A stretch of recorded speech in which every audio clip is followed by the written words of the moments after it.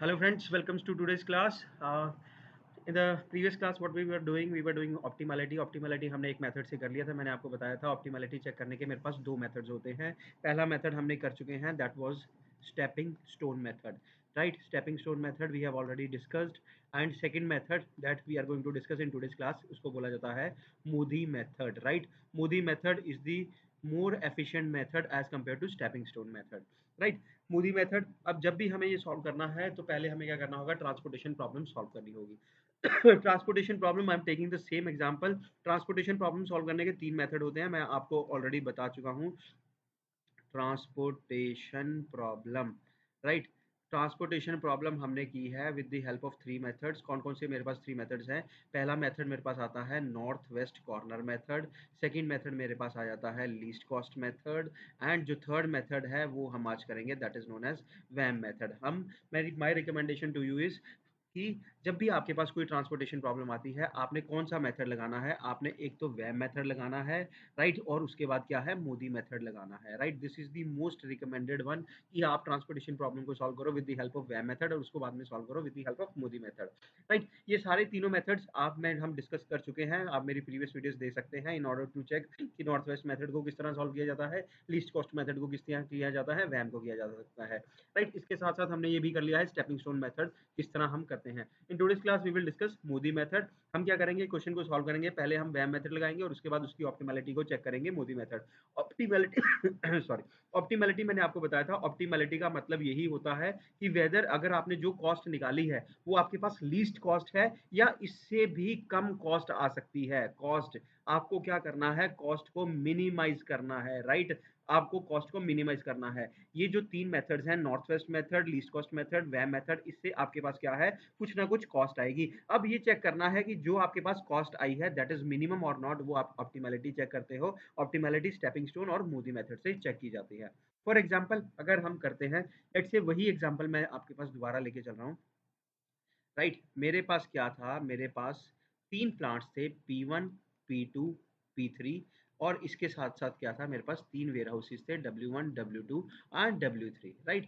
और जो वैल्यूज मेरे पास गिवन थी वो था 7, 6, 9, then 5, 7, 3, 5, 7, 3, then 4, 5, 8, right? These are the values that are given to me, right? इसके साथ साथ मेरे पास क्या है, 21, 25 एंड 19 ये मेरे पास डिमांड है. और यहाँ पे मेरे पास है 20, 28 एंड 70, राइट? ये हम ऑलरेडी कर चुके हैं और आपके पास क्वेश्चन क्या आया हुआ है, you have to solve this transportation problem and check optimality, right? मैंने आपको बताया था इनको हम टोटल करेंगे, 20 प्लस 28 प्लस 60, ये आ जाएगा 65, ये भी आ जाएगा 65, राइट? जिन्होंने मेरी प्रीवियस क्लास नहीं लगाई है उनको मैं दोबारा ये मेथड बता रहा हूँ. ये मेथड मैं सॉल्व कर रहा हूँ with the help of ma'am plus Modi method से. मैं क्या कर रहा हूँ, इसकी ऑप्टिमैलिटी निकाल रहा हूँ, राइट? वैम मेथड मैंने आपको बताया था. वैम मेथड किसकी हेल्प से निकाला जाता है? पेनल्टीज की हेल्प से निकाला जाता है. Penalties they are represented by P1, P1, right? P1, P1. अब पेनल्टी सबसे पहले क्या होगा, आपको अपने डिफरेंस देखना है. सबसे मिनिमम वैल्यू इस केस में क्या है, फर्स्ट रो में 6 है, सेकंड मिनिमम वैल्यू आपके पास क्या है, 7. इनके बीच में डिफरेंस क्या आ जाएगा, 1. देन यहाँ पे मिनिमम वैल्यू है आपके पास 3, देन सेकंड मिनिमम है 5, तो आपके पास क्या आ जाएगा डिफरेंस, 2. यहाँ पे मिनिमम वैल्यू 4 है, यहाँ पे 5 है, तो डिफरेंस कितना आ जाएगा, 1. सिमिलरली यही चीज मुझे कॉलम वाइज चेक करनी होती है. 4 और 5 मिनिमम है तो यहाँ पे 1 आ जाएगा. 5 is the minimum value, next is the 6 is the minimum value, 1 difference आ जाएगा. 3 मेरे पास मिनिमम वैल्यू है, उसके बाद मेरे पास क्या है, 8 मिनिमम वैल्यू है, तो 5 मेरे पास क्या आ जाएगा, सबसे पहले सबसे मतलब जो डिफरेंस है आपके पास आ जाएगा 5. अब ये चीज चेक करनी है कि इन पेनल्टीज में से सबसे ज्यादा डिफरेंस वाली पेनल्टी कौन सी है. सबसे ज्यादा डिफरेंस वाली पेनल्टी कौन सी है, ये 5. 5 इज द पेनल्टी जो कि मेरे पास मैक्सिमम डिफरेंस है, राइट? तो मेरे को सबसे पहले क्या करना पड़ेगा, इसी कॉलम के अंदर मुझे एंटर करना है. अब इस कॉलम में एंटर करना है मतलब मेरे पास तीन वैल्यूज मुझे नजर आ रही हैं, 9, 3, 8. इसमें से लीस्ट कॉस्ट मेरे को क्या नजर आई, 3 इज द लीस्ट कॉस्ट. 3 के एक साइड पे क्या है 28, एक साइड पे क्या है 19, तो मैं कितने यूनिट्स एलोकेट कर दूंगा 3 को, 19 यूनिट्स मैं क्या करता हूँ, इसको एलोकेट कर देता हूँ. जैसे ही 19 यूनिट्स दिए, इसको जीरो बना दिया, ये मेरे पास कितना बच जाएगा, 9 मेरे पास रिमेनिंग आ जाएगा, राइट? अब सिमिलरली मेरे को क्या करना है, P2 निकालना है. जैसे ही जीरो है, इसको मेरे को क्या करना पड़ेगा, ये वाली चीज मेरे पास क्या हो जाएगी, ये वाली चीज कैंसिल हो जाएगी क्योंकि ये ऑलरेडी क्या है, जीरो बन चुका है, राइट? अब आ जाओ P2 के ऊपर. P2 पेनल्टीज मुझे चेक करनी है। P2 अब आपने ये देखा डिफरेंस क्या है यहाँ पे 6 और 7 1 है। ये आपका यहाँ से डिफरेंस क्या है 2 है। ये आपके पास डिफरेंस क्या है 1 है। अब सिमिलरली P2 ये डिफरेंस मेरे पास क्या आएगा 4 मिनिमम वैल्यू उससे नेक्स्ट मिनिमम वैल्यू 5 है तो मेरे पास 1 आ जाएगा। सेकंड कॉलम में मेरे पास 5 मिनिमम वैल्यू है उससे ये 1 आ जाएगा। ये मेरे पास डैश आ जाएगा। अब इसमें से मैक्सिमम डिफरेंस आपके पास क्या है या मैक्सिमम पेनल्टी क्या है वो है आपके पास 2 है मैक्सिमम पेनल्टी। तो ये मेरे को इस वाली रो में क्या करना पड़ेगा एंटर होना पड़ेगा। अब इस वाली रो में मेरे पास 2 ही वैल्यू नजर आ रही है क्योंकि 3 जो है ऑलरेडी कैंसिल हो चुकी है। 5 मेरे पास मिनिमम वैल्यू है। 5 के एक साइड पे 21 है। 5 के एक साइड पे क्या है 9। तो मैं इसको कितने यूनिट्स एलोकेट किए जा सकते हैं इसको 9 यूनिट्स एलोकेट किए जा सकते हैं। जैसे ही 9 दिया ये कितना हो गया 0 और इसमें से 9 माइनस किया ये आपके पास कितना आ जाएगा 12 राइट। जैसे ही इसको किया 0 आया तो आपके पास ये क्या चीज है इसको मेरे को क्या करना है एक वाली चीज क्या होगी अब कैंसिल आउट हो जाएगी राइट। अब सिमिलरली आ जाओ P3 मेरे को कैलकुलेट करना है। P3 आपके पास क्या आया ये 1 आया ये डैश आया ये 1 आया। P3 यहाँ पे कितना आएगा यहाँ पे 3 आ गया राइट। यहाँ पे कितना आ गया 1 आ गया राइट डैश। अब मैक्सिमम पेनल्टी वाला पॉइंट कौन सा आया ये 3 आया है आपके पास तो आपको इस वाले कॉलम में क्या करना है एंटर होना है। 4 और 7 आपके पास वैल्यू आ जाएगी। लीस्ट कॉस्ट क्या नजर आई 4 लीस्ट कॉस्ट नजर आ गई है तो मुझे क्या करना पड़ेगा 4 वाले को एलोकेशन करनी पड़ेगी।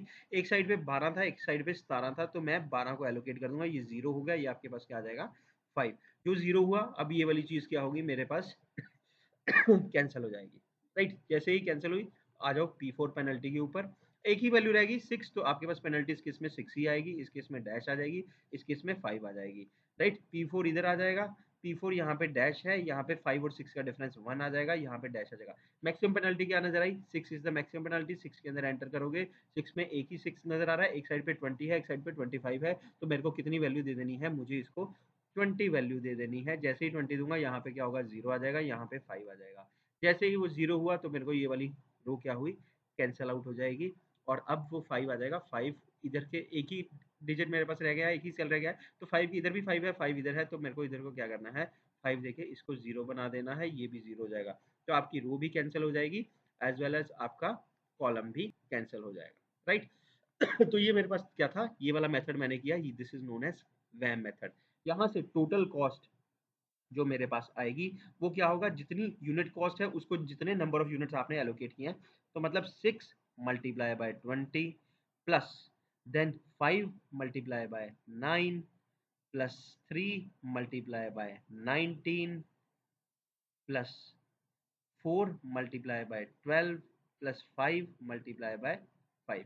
अब इसको सॉल्व करोगे ये आपके पास आ जाएगा लीस्ट कॉस्ट। ये कितना बन जाएगा वो हम इसकी वैल्यू निकाल देते हैं। ये आपके पास बनना 6 मल्टीप्लाई बाय 20 हो गया 120 120 प्लस 45 इक्वल टू इधर डाल देते हैं 120 plus 45 plus 57 plus 48 plus 25 right. इसको अब जब सॉल्व करोगे 120 प्लस 45 प्लस 57 प्लस 48 प्लस 25 तो ये आपके पास आ जाएगा 295। तो मेरे पास जो टोटल कॉस्ट आ रही है वो कितनी है that is 295 if I have solve this transportation problem with the help of किससे वह मेथड से अगर आपने इसको सॉल्व किया आपके पास 295 रुपए कॉस्ट आ रही है राइट। अब 295 आपके पास कॉस्ट आ रही है।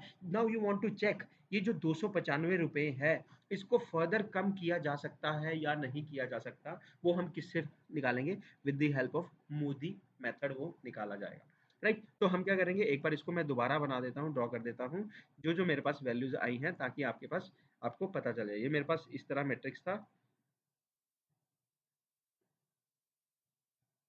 राइट।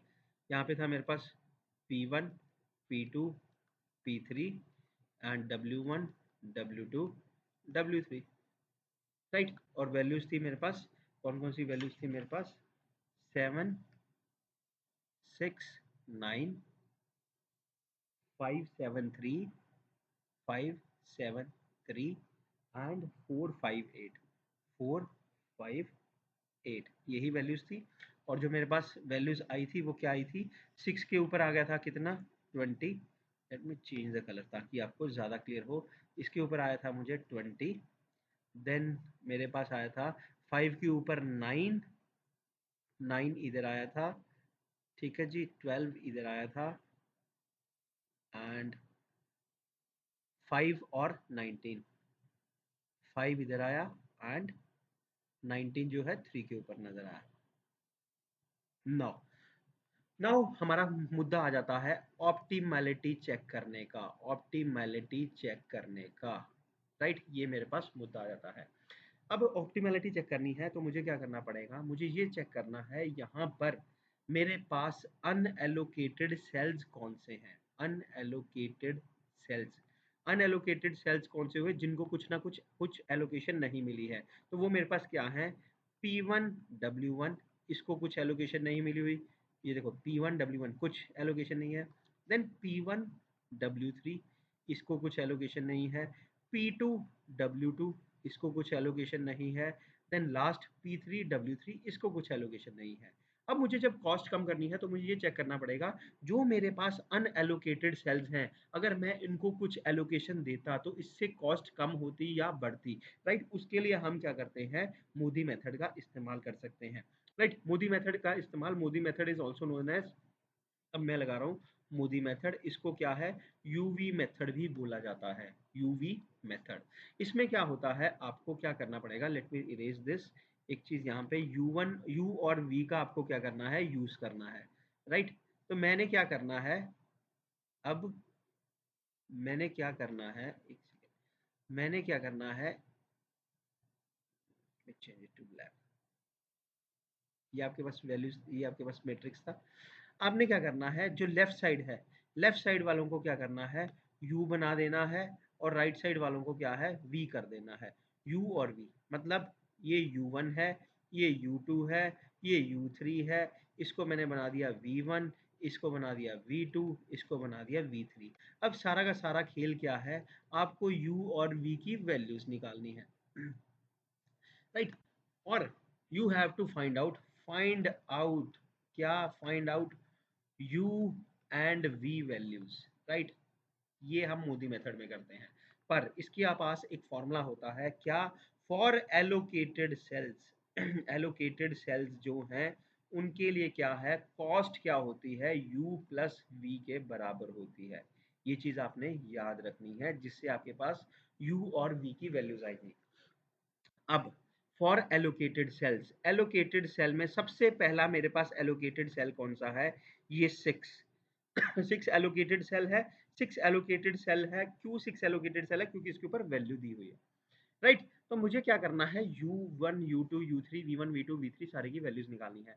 अब हमेशा एक चीज याद रखनी है, आपने क्या करना है, u1 को हमेशा क्या करना है, जीरो मान लेना है, ये रूल है। u1 को आपने क्या करना है, जीरो मान लेना है। जैसे ही u1 जीरो होगा, अब एलोकेटेड सेल्स में क्या होता है, cost equals to u plus V. First row में देखो एलोकेटेड सेल कौन सा है, फर्स्ट रो में 6 मेरे पास एलोकेटेड सेल है, क्योंकि 6 के ऊपर क्या है, ये 20 वैल्यू आपके पास आ रही है, राइट।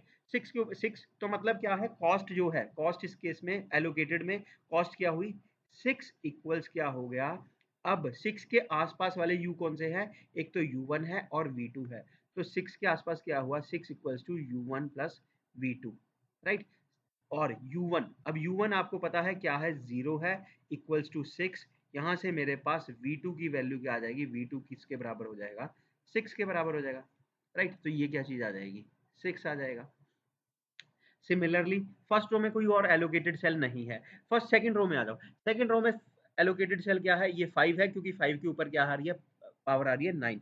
तो 5 और फॉर्मूला लगाना है यही, c plus U plus V. 5 equals to 5 के आसपास वाला u प्लस वी कौन सा है, u2 प्लस v1। अब ना ही मेरे पास u2 है, ना ही मेरे पास v1 है, तो किसी की भी वैल्यू नहीं आ सकती, राइट। तो हम क्या करेंगे, नेक्स्ट केस पे चले जाएंगे। नेक्स्ट केस में देखेंगे 3, 3 इक्वल्स किसके बराबर हो जाएगा, 3 के इधर है u2 और यहाँ पे क्या है, v3 है, ना ही u1 u2 है, ना ही मेरे पास v3 है। चलो अगले केस पे आ जाओ। इस केस में क्या है, 4 इक्वल्स टू इसके, 4 किसके बराबर हो जाएगा, 4 equals to v1 plus u3, right. ना ही मेरे पास v1 है, ना ही मेरे पास u3 है, ये भी नहीं सॉल्व हो सकता। नेक्स्ट केस पे आ जाओ, ये है एलोकेटेड 5 है, तो 5 equals to u3 plus v2, हाँ जी। अब 5 equals to u3 plus v2 है, आपके पास v2 कितना है, 6 है, तो 5 इक्वल्स टू u2 प्लस 6। यहाँ से U2 की वैल्यू क्या आ जाएगी आपके पास -1, क्योंकि 5 -6 किया आपके पास U2 कितना आ गया आपके पास -1। U2 कितना आ गया, ये आ जाएगा -1। जैसे ही U2 -1 आया, अब U2 आपको पता है फर्स्ट इक्वेशन देखो 5 equals to U2 plus V3 था, और आपके पास U2 कितना आ गया -1 आ गया। -1 उधर जाके क्या हो जाएगा +1 हो जाएगा, तो V1 की वैल्यू यहाँ से क्या आ जाएगी, V1 आ जाएगा आपके पास कितना 6। तो V1 अगर 6 आ गया, मैंने यहाँ पे भी लिख दिया 6। अब V1 6 आया, ये देखो ये इक्वेशन थी 4 equals to V1 plus U3। अब ये 6 है तो ये उधर जाके कितना हो गया -6 हो जाएगा, तो U3 कितना आ जाएगा -2 आ जाएगा। U3 यहाँ पे कितना आ गया मेरे पास -2। जैसे ही ये -2 आया, आपने अब क्या करना है, आपने ये वाली वैल्यू निकालनी है V3। V3 वाली वैल्यू देख लो कौन सी थी आपके पास, V3 ये थी 3 equals to U2 plus V3, right. U2 कितना है -1 है, -1 उधर गया +1 हो जाएगा, 3 + 1 4, तो V3 आपके पास क्या आ जाएगा 4 आ जाएगा, राइट। अब इससे क्या पता लगा कि मैंने ये वाला एक फॉर्मूला लगाया एलोकेटेड सेल्स के लिए, C equals to U plus V है। इससे मैंने क्या किया, ऑल U और V की वैल्यूज को क्या कर दिया, फाइंड आउट कर दिया, राइट। सारी की सारी U और V वैल्यूज मेरे पास अब आ चुकी हैं, राइट।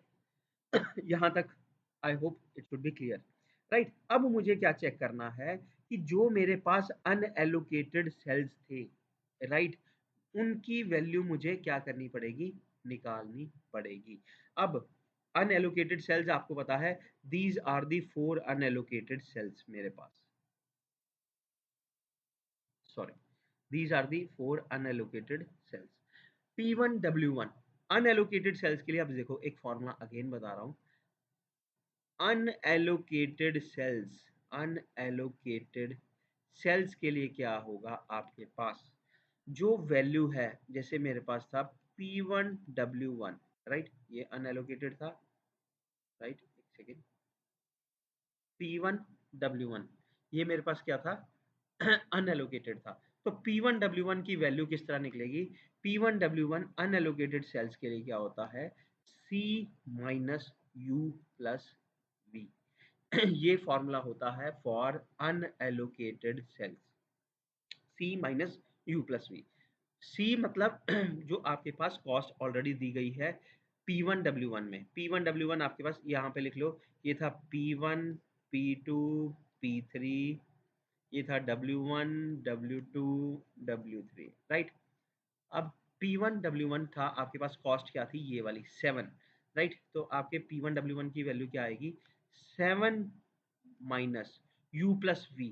अब इसके आसपास U प्लस V क्या है, ये वाला U1 और V1, तो 0 प्लस 6, क्योंकि आपके पास सेल हम किसकी बात कर रहे हैं, ये वाले सेल की बात कर रहे हैं। इस वाले सेल के आसपास वाला U और V क्या है, U1 V1, तो ये आपके पास क्या आ जाएगा 0 प्लस 6, तो 7 माइनस 6 आ जाएगा, ये वैल्यू क्या आएगी पॉजिटिव। पॉजिटिव आ रही है तो पॉजिटिव से मुझे कोई मतलब नहीं है, मुझे देखना है जो मेरे पास नेगेटिव वैल्यू आएगी। अब नेक्स्ट मुझे क्या चेक करना है, P1W3, तो मैंने क्या किया, P1W3 लिख दिया। P1W3 में कॉस्ट क्या है, P1W3 में कॉस्ट आ रही है ये वाली 9, राइट। तो मैंने क्या किया 9C minus U plus V, U plus V इसके अराउंड क्या है 9 के आसपास U प्लस V है 0 प्लस 4, 0 प्लस 4, ये भी आपके पास क्या आएगी 0 प्लस 4, 5 पॉजिटिव आ गया, तो मैंने लिख दिया पॉजिटिव है।